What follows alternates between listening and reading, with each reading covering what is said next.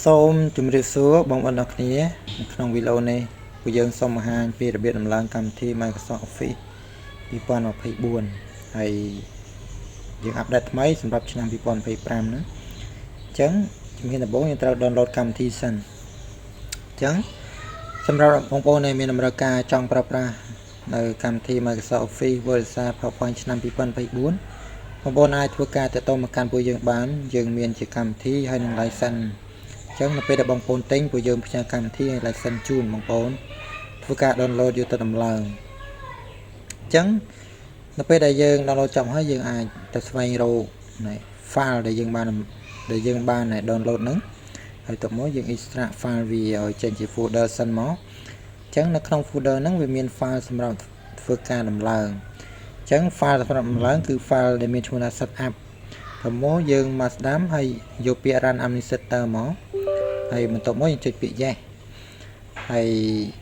បងប្អូនត្រូវធ្វើការរងចាំដើម្បីឲ្យកម្មវិធីដំឡើងឲ្យចប់ទៅដល់ពេលនោះយើងនឹងទទួលបានកម្មវិធី Word Excel PowerPoint អញ្ចឹងសម្រាប់ការដំឡើង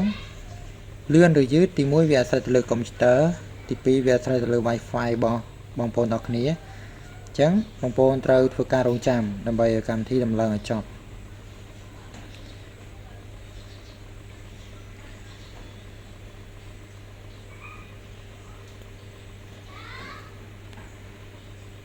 ហើយនៅពេលដែលដំឡើងចប់ហើយបងប្អូនអាចចុចពាក្យ close មក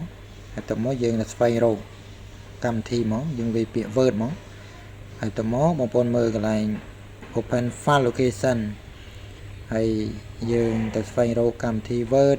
Excel PowerPoint ដែលយើងបានដំឡើងហ្នឹងយើងអាចទាញកម្មវិធីទាំងអស់ហ្នឹងយកទៅដាក់នៅលើ desktop ដើម្បីថ្ងៃក្រោយយើងងាយស្រួលការរកហើយងាយស្រួលការប្រើប្រាស់អញ្ចឹងនេះគឺជាកម្មវិធីដែលយើងបានដំឡើងមុនហ្នឹងអញ្ចឹងសម្រាប់កម្មវិធីគឺវាអត់ទាន់ full version ទេយើងគ្រាន់តែដំឡើងកម្មវិធីបានហើយយើងអត់ទាន់អាចប្រើប្រាស់វាបាននៅឡើយទេហើយអាហ្នឹងតម្រូវឲ្យបងប្អូនទិញ license ដាក់ទៀតបានកម្មវិធីហ្នឹង full version អាចប្រើប្រាស់បានហើយតើតង license បងប្អូនមានតម្រូវការអាចទាក់ទងមកកាន់ពួកយើងបានហើយយើងមានតម្លៃពិសេសជូនសម្រាប់ Office 2024